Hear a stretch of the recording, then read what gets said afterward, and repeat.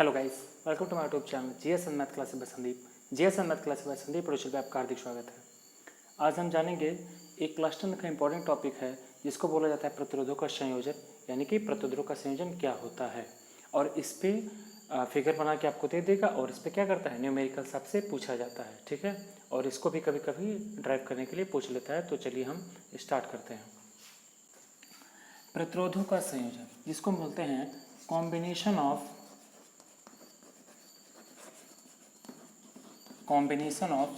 Registers. क्या बोलते हैं? कॉम्बिनेशन ऑफ रजिस्टर्स बोलते हैं, ठीक है। तो जो कॉम्बिनेशन ऑफ रजिस्टर्स होता है ये होता क्या है? तो जो कॉम्बिनेशन ऑफ रजिस्टर्स होता है यह दो प्रकार का होता है। इसको दो प्रकार से किया जाता है। एक होता है श्रेणी क्रम, और एक होता है समांतर क्रम। क्या होता है? समांतर क्रम, ठीक है। समांतर क्रम को बोला जाता है इन पैरेलल और श्रेणी क्रम को क्या बोलता है? In series. यानी कि समांतर क्रम संयोजन, ठीक है, और श्रेणी क्रम संयोजन। आपसे कभी कोई पूछा जाता है कि घरों में जो वायरिंग की जाती है वो किस क्रम में की जाती है। एग्जाम में आया हुआ क्वेश्चन है कि जो घरों में वायरिंग की जाती है वो किस क्रम में की जाती है, तो आप क्या आंसर देंगे? समांतर क्रम में की जाती है। क्यों?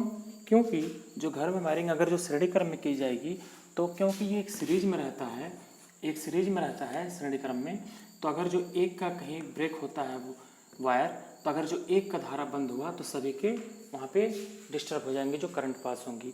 तो समांतर क्रम में कैसे होता है? समांतर क्रम में ये प्रोसेस होता है कि एक मान लीजिए ब्रेक भी हो जाता है तो बाकी में धारा जाती रहेगी। इसीलिए हमारा जो घरों में वायरिंग की जाता है समांतर क्रम में किया जाता है। अब चलिए इसका डेरिवेशन देखते हैं। जो प्रतिरोधों का संयोजन है ये पूछा जाता है, कैसे होता है देखिए। अगर पहला होता है श्रेणी क्रम में। श्रेणी क्रम में अगर संयोजन की बात किया जाए, श्रेणी क्रम यानी कि इन सीरीज की बात किया जाए, इन सीरीज की बात किया जाए तो कैसे होता है समझिए। जैसे ये कोई परिपथ है,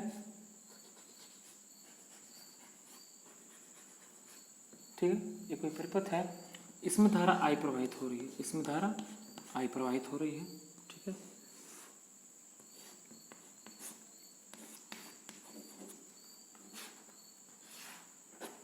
ठीक है, ये परिपथ हो गया, ठीक है। और यहाँ पे जो प्रतिरोध इस पर है ये R1 है, इस पे प्रतिरोध R2 है और इस पे प्रतिरोध R3 है, ठीक।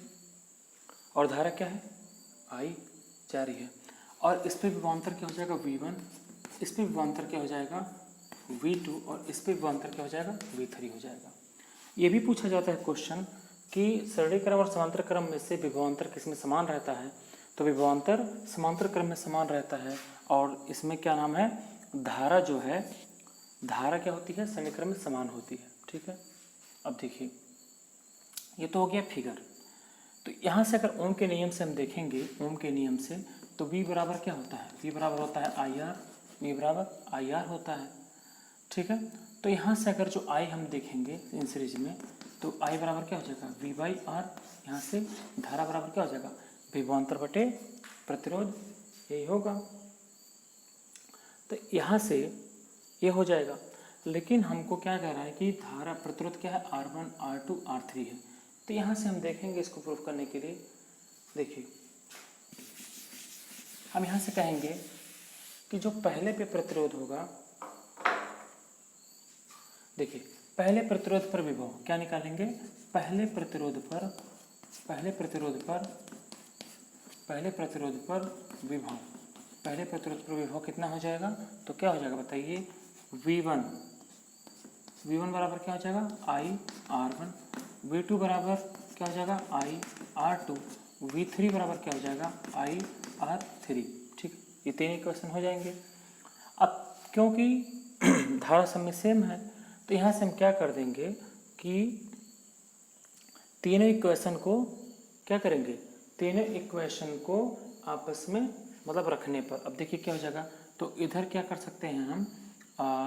V1 plus V2 plus V3 बराबर क्या हो जाएगा? IR1 plus IR2 plus IR3, यहाँ से हो जाएगा। तो यहाँ से इसको हम क्या कर सकते हैं? अब देखिए इसको हम बोल सकते हैं v बराबर क्या है v1 v2 v3, तो इसको हम बोल सकते हैं टोटल v, ठीक है। और इसको क्या बोल सकते हैं i r1, कॉमन कर लीजिए i को, तो i r1 प्लस r2 और प्लस r3, और v बराबर क्या होता है i r होता है, तो यहाँ से i r कर दीजिए, तो यहाँ से i है तो यहाँ से हो जाएगा r1 plus r2 plus r3, यहाँ से i से i कॉमन कट जाएगा, तो r बराबर क्या हो जाएगा r1 plus r2 plus r3। ये हमारा पहला आ गया श्रेणी क्रम में, ठीक है। ये क्या हो गया, ये आ गया हमारा श्रेणी क्रम में। अनंत के लिए बात किया जाए, अगर इसी पे अनंत के लिए बात किया जाए श्रेणी क्रम में, तब क्या हो जाएगा, अगर अनंत के लिए बात कर लिया जाए श्रेणी क्रम में, तो श्रेणी क्रम में अगर अनंत के लिए हम बात करेंगे तो ये हो जाएगा Rn बराबर क्या हो जाएगा R1 plus R2 plus R3 plus dot dot dot Rn, ठीक है ना। क्या हो जाएगा अनंत के लिए, क्या हो जाएगा, ये हो जाएगा अनंत के लिए, ठीक है।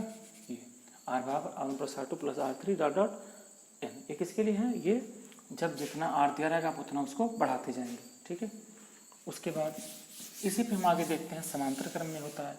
तो समांतर क्रम में क्या होता है, जो परिपथ होता है, समांतर क्रम में जो परिपथ होता है वो इस तरह से बनता है,